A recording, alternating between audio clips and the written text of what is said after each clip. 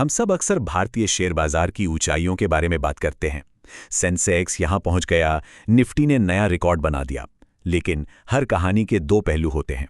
तो आज हम बात करेंगे उस दूसरे पहलू की, उन ऐतिहासिक गिरावटों की, उन क्रैशेस की जिन्होंने बाजार का पूरा नक्शा ही बदल दिया। तो सवाल ये उठता है कि आखिर ऐसा होता क्या है कि जो बाजार कल तक दौड़ रहा था वो अचानक से धड़ाम हो जाता है। कैसे निवेशकों का भरोसा एक ही झटके में टूट जाता है और हर तरफ बस बिकवाली का माहौल बन जाता है। चलिए इसी को समझने की कोशिश करते हैं। अच्छा, सबसे पहले ये समझ लेते हैं कि हम जब क्रैश शब्द का इस्तेमाल करते हैं तो इसका असल में मतलब क्या होता है। देखिए, टेक्निकली जब निफ्टी जैसा कोई बड़ा इंडेक्स सिर्फ 20 दिनों के अंदर अंदर 10% से ज्यादा गिर जाए तो उसे बाजार का क्रैश माना जाता है। मतलब ये कोई छोटी मोटी गिरावट नहीं, बल्कि एक बहुत तेज और बहुत बड़ी गिरावट होती है। और बाजार की इस जबरदस्त उठापटक का असर आम निवेशकों पर बहुत गहरा पड़ता है। सेबी की एक स्टडी बताती है कि फ्यूचर्स एंड ऑप्शंस में ट्रेड करने वाले लगभग 89% इंडिविजुअल ट्रेडर्स ने पैसा गंवाया है। सोचिए जरा, 10 में से 9 लोग नुकसान में रहे। यह आंकड़ा सच में चौंकाने वाला है। तो चलिए अब कहानी की शुरुआत करते हैं। टाइम मशीन में बैठते हैं और सीधे चलते हैं अतीत में, भारत के सबसे पहले स्टॉक मार्केट क्रैश को देखने। ये बात है 1865 के बॉम्बे की। उस दौर में जो तेजी आई थी ना, उसकी वजह बड़ी दिलचस्प थी। अमेरिका का गृह युद्ध। हाँ, आपने सही सुना। हुआ ये कि अमेरिका में लड़ाई की वजह से ब्रिटेन ने भारत से कपास यानी कॉटन खरीदना शुरू कर दिया। इससे बॉम्बे में अचानक पैसों की जैसे बाढ़ आ गई और लोगों ने वो सारा पैसा बिना सोचे समझे शेयरों में झोंकना शुरू कर दिया। और फिर जो होना था वही हुआ, बुलबुला फूटा। जैसे ही अमेरिका में लड़ाई खत्म हुई, कपास की मांग गिर गई और बॉम्बे का बाजार धड़ाम से नीचे आ गिरा।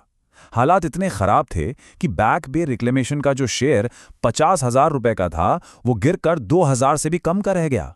96% की गिरावट। और बैंक ऑफ बॉम्बे का शेयर 2,850 से लुढ़ककर सिर्फ 87 रुपए पर आ गया। चलिए अब समय में थोड़ा आगे बढ़ते हैं। बाजार अब थोड़ा मैच्योर हो रहा था, लेकिन अब खतरा बाहर से नहीं बल्कि सिस्टम के अंदर से ही आने वाला था। ये दौर था घोटालों का दौर। साल 1991 में जब भारत की अर्थव्यवस्था दुनिया के लिए खोली गई तो बाजार में एक जबरदस्त जोश भर गया। लेकिन इसी जोश के साथ हर्षद मेहता जैसे लोगों ने सिस्टम की कमियों का फायदा उठाया और बाजार में एक आर्टिफिशियल, एक झूठी तेजी लानी शुरू कर दी।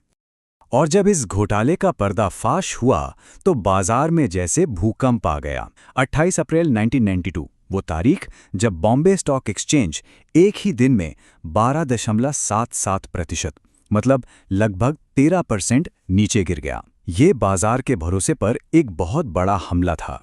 अब कहानी उस दौर में पहुंचती है जब भारतीय बाजार पूरी तरह से ग्लोबल हो चुका था। अब हम अकेले नहीं थे। अब न्यूयॉर्क या लंदन में एक छोटी सी हलचल भी दलाल स्ट्रेट पर सुनामी लाने की ताकत रखती थी। जी हां, 2000 का दशक आते आते हमारा बाजार ग्लोबल इकोनॉमी का एक अहम हिस्सा बन गया था और इसकी सबसे बड़ी परीक्षा हुई 2008 के ग्लोबल फाइनेंशियल क्राइसिस के दौरान, जिसकी शुरुआत तो अमेरिका से हुई लेकिन लपेटे में पूरी दुनिया आ गई। 21 जनवरी 2008 का दिन भारतीय बाजार के लिए ब्लैक मंडे साबित हुआ। इस गिरावट की कोई एक वजह नहीं थी, ये असल में एक परफेक्ट स्टॉर्म था। मतलब कई बुरी चीजें एक साथ हो गईं। अमेरिका में मंदी का डर, विदेशी निवेशकों की जबरदस्त बिकवाली और चारों तरफ फैली घबराहट, सब कुछ एक साथ। और नतीजा, उस एक दिन में सेंसेक्स 408 पॉइंट्स टूट गया। उस समय के हिसाब से ये एक रिकॉर्ड तोड़ गिरावट थी। इसने सबको हिलाकर रख दिया था।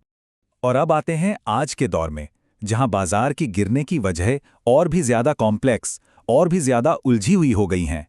अब सिर्फ इकोनॉमी या घोटाले नहीं, बल्कि सरकारी नीतियां, राजनीति और यहां तक कि कोविड-19 जैसी महामारियां भी बाजार की दिशा तय करती हैं।